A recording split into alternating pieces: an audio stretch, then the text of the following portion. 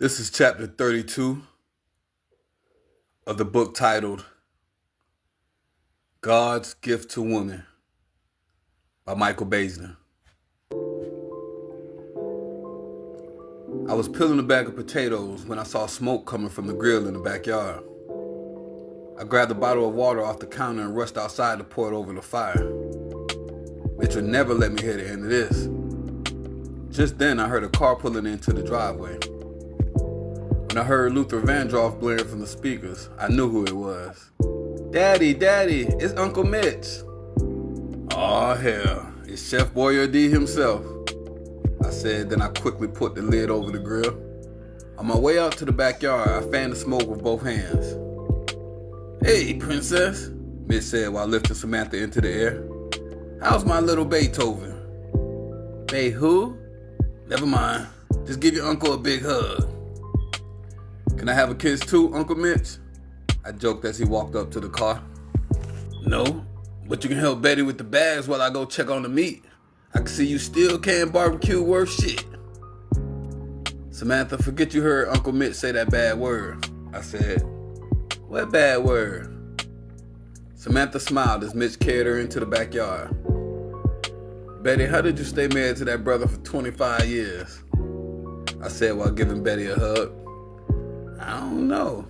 How did you stay married to him for 15? Beats the hell out of me, but it damn sure wasn't his warm personality. I began unloading the groceries from the trunk while Betty lifted a large pot from the back seat. So where's Fast Eddie? Mitch told me he was bringing Denise down to celebrate their engagement.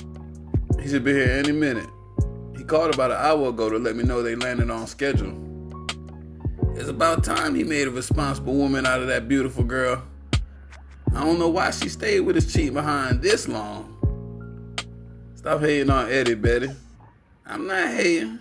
I'm just keeping it real.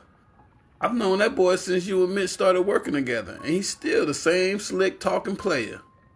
Well, you and Ted should have a lot in common, because she can't stand him either. I like her already.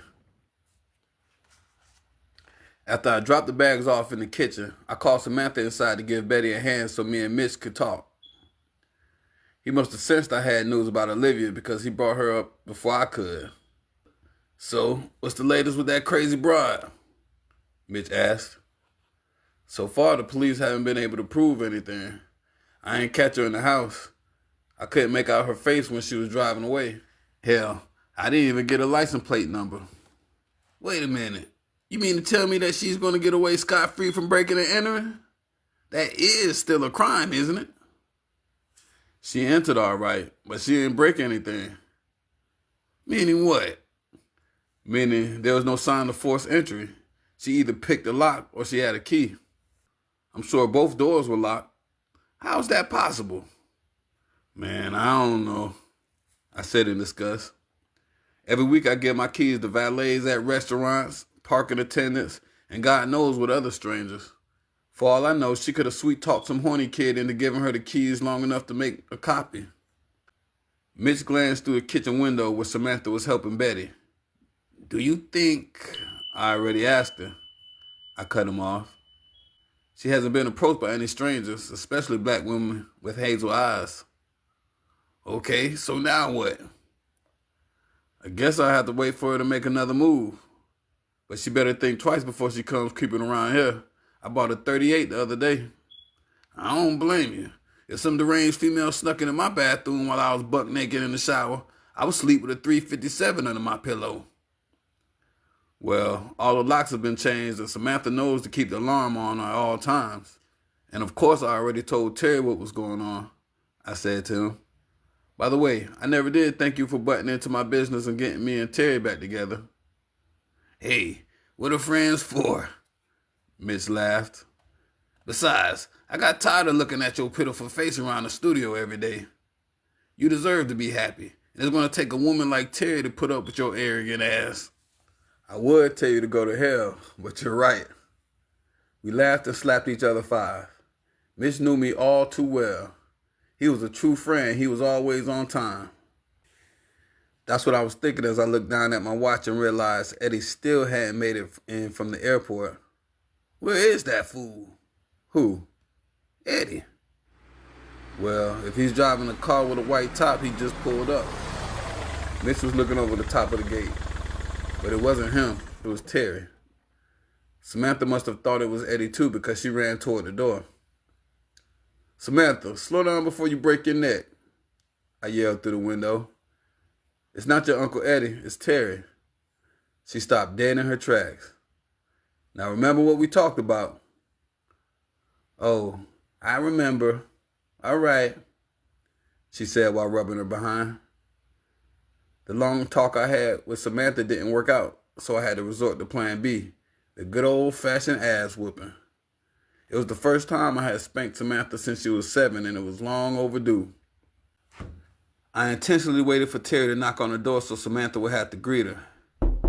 She took a deep breath, then opened the door wearing a phony smile. Hi, Miss Dr. Ross. Come on in. Hello to you, Samantha. You don't have to be so formal. Just call me Terry. Now where can I put these bags down? Samantha led her into the kitchen and helped her put the bags down on the counter. Then Terry politely introduced herself.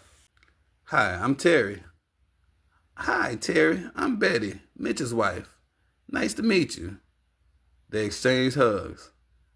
Julian says we have a lot in common. Oh, really? Just as I was headed out to the backyard, another car backed into the driveway. The windows were heavily tinted. I walked around to the driver's side, expecting to see Eddie behind the wheel.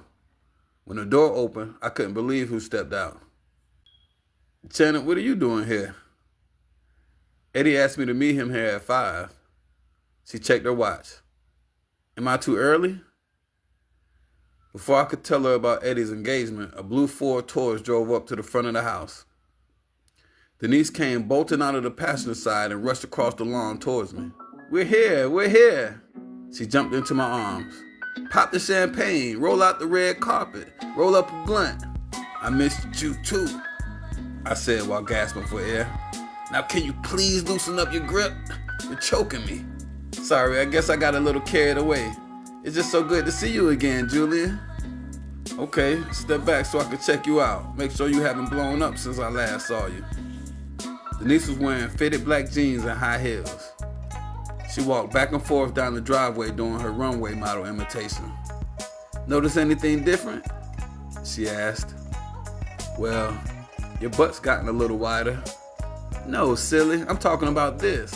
She lifted her hand and flashed an impressive diamond ring. Congratulations, little sis. I'm really happy for you. While I was hugging Denise, I looked over her shoulder at Eddie and gave him a disappointed glare. Eddie ignored me and began taking the luggage out of the trunk. Why don't you go inside and let Sam show you around the house? I told her.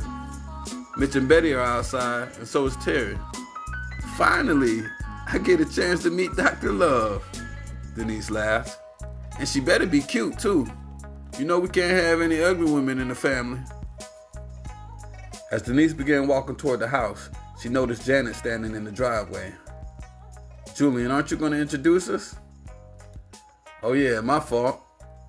Denise, this is Janet, Terry's friend.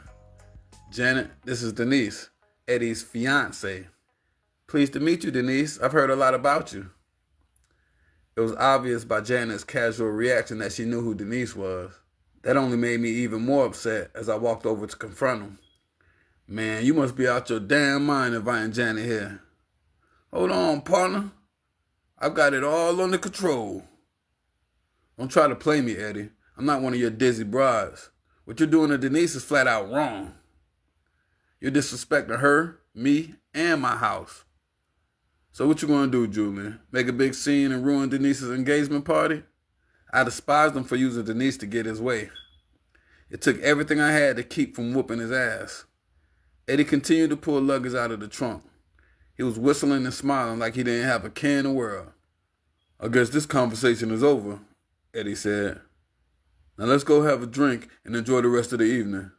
Like one big happy family.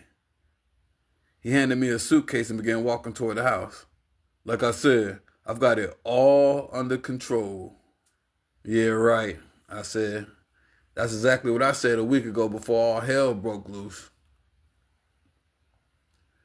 That is the end of chapter 32. Stay tuned.